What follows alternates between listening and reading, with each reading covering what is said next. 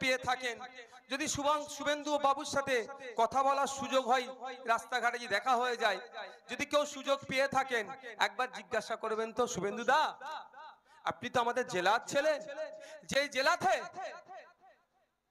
বিপ্লবের আতুর ঘর বলে যে জেলাকে পরিচিত, যেই জেলাতে শহীদ মাতঙ্গিনী হাজরা দেশের জন্য আত্মবলিদানের কথা আছে লেখা আছে ইতিহাসের পাতায় স্মরণাক্ষরে, যেই জেলাতে মহাত্মা গান্ধীজি এসেছিলেন আপনাদের মহিষা দলে, ইতিহাসের পাতা খুলে দেখবেন বেশ কয়েকদিন অবস্থান করেছিল আপনাদের এই তো মহিষা দলে, সেই জেলার আপনি সন্তান, একটু বলবেন দাদা মোদিজি কোন দোকান কোন স্টলটা ছিল সেখান থেকে তিনি চা বিক্রি করতেন?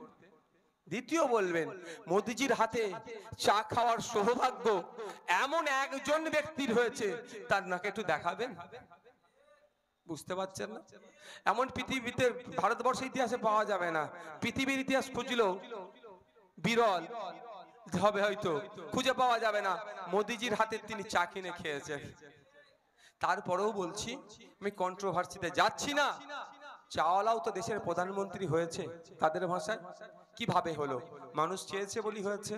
তাহলে আপনি যদি চান আগামী দিনে মহিউদ্দিন মাহি ভাইকে আমরা পার্লামেন্টে দেখতে পাবো, দলিতের হয়ে কথা বলবে, আদিবাসীর হয়ে কথা বলবে, মুসলিমের হয়ে কথা বলবে, শোষিতের হয়ে কথা বলবে, বঞ্চিতের হয়ে কথা বলবে, চাকরি চোরের বিরুদ্ধে কথা বলবে, যাদের চাকরি চুরি গিয়েছে তাদের পক্ষে কথা বলবে, এক কথায় জনগণের কণ্ঠ হয়ে, জনগণের জনপ্রতিনিধি হয়ে দেশের পার্লামেন্ট কাঁপাবে যদি আপনারা সুযোগ দেন।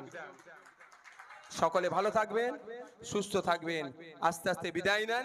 অনুরোধ একটাই আপনাদের কাছে, মমতা ব্যানার্জি শুভেন্দু অধিকারীকে ডেকে আইনসভার মধ্যে চা খেতে পাচ্ছে, সুকান্ত মজুমদার, দিলীপ ঘোষ, কুণাল ঘোষ এক জায়গায় বসে, এই গেটের এই ব্যারিকেডের মধ্যে কেউ ঢুকবেন না, এক জায়গায় বসে তারা কেক কাটতে পারছে, সুজন চক্রবর্তী, কুণাল ঘোষ, দিলীপ ঘোষেরা এক জায়গায় বসে গল্প করতে পারছে। আপনারা বুথের স্তরে যার যে রাজনৈতিক দল ভালো লাগে আপনারা কেন বসে কথা বলতে পারছেন না? মারামারি হানাহানিতে জড়িয়ে পড়ছেন কেন? এটা ভাববেন। ভোট আসবে যাবে, এই ভোটের জন্য বিভাজনের রাজনীতিতে পা দেবেন না। ভোট আসবে যাবে, এই ভোটের জন্য প্রতিবেশীর সাথে সম্পর্ক নষ্ট করবেন না। ভোট আসবে যাবে, নেতা দিল্লি যাবে ফ্লাইটে বা দিল্লি যাবে রাজধানীতে, হ্যাঁ তার জন্য আপনি মোটো আপনার পরিবারের কোনো সন্তান ক্ষতি হোক এটা চাইবে করবেন না।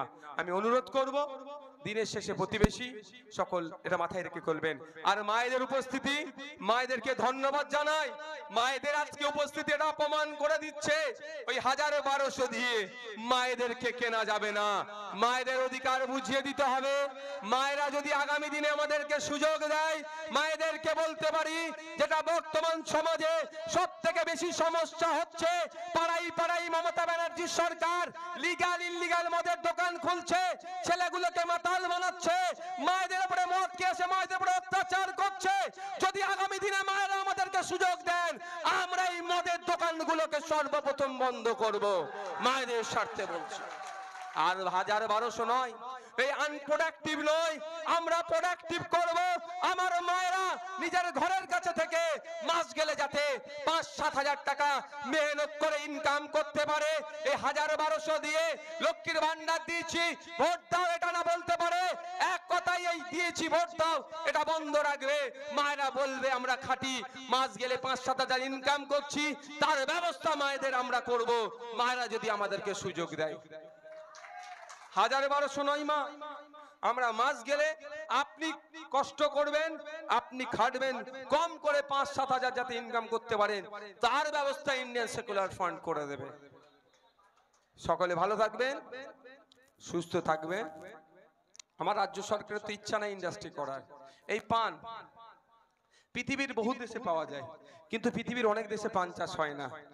এখানে 1000 পান আপনার কাছ থেকে গুটি কয়েক টাকা দিয়ে কিনে নিচ্ছে। এই শুভেন্দু বাবুদের দলের কিছু লোকেরা কিনছে, আর দেবাংশুদের দলের কিছু লোকেরা কিনছে। এই ভুইফোড় গুলো কিনে এই মালটা বিদেশে বেশি দামে বিক্রি করছে। আমরা বলছি আগামী দিনে যদি আপনারা আমাদেরকে সুযোগ দেন, আমাদের এই পান পৃথিবীর বিভিন্ন দেশে এক্সপোর্ট করব। সমস্ত লাভ্যাংশটা যদি সরাসরি যাতে পান চাষীদের কাছে এসে পৌঁছায়, মধ্যিখানে কোনো দালাল রাখবো না। দালালদেরকে ধ্বংস করে দিয়ে মধ্যিকে এখানকার পান চাষীর পান সরাসরি বিদেশে যাবে, বিদেশে বিক্রি হবে, এক্সপোর্ট হবে, এবং লভ্যাংশ যেটা থাকবে সরাসরি যাতে পান চাষী পায় তার ব্যবস্থা আইএসএফ করবে। সকলে ভালো থাকবেন, সুস্থ থাকবেন।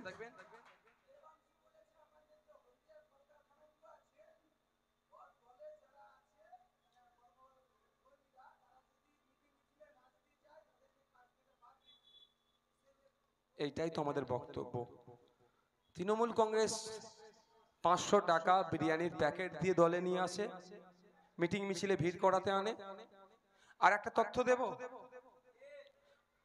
অভিষেক বাবু বা মমতা ব্যানার্জি যখন জনসভা করে বর্তমানে, এখন তো শুভেন্দু বাবুর হাতে সরকারি ক্ষমতাটা নয় পশ্চিমবাংলার, উনি যেটা করেছেন উনি ভালো করেই জানেন।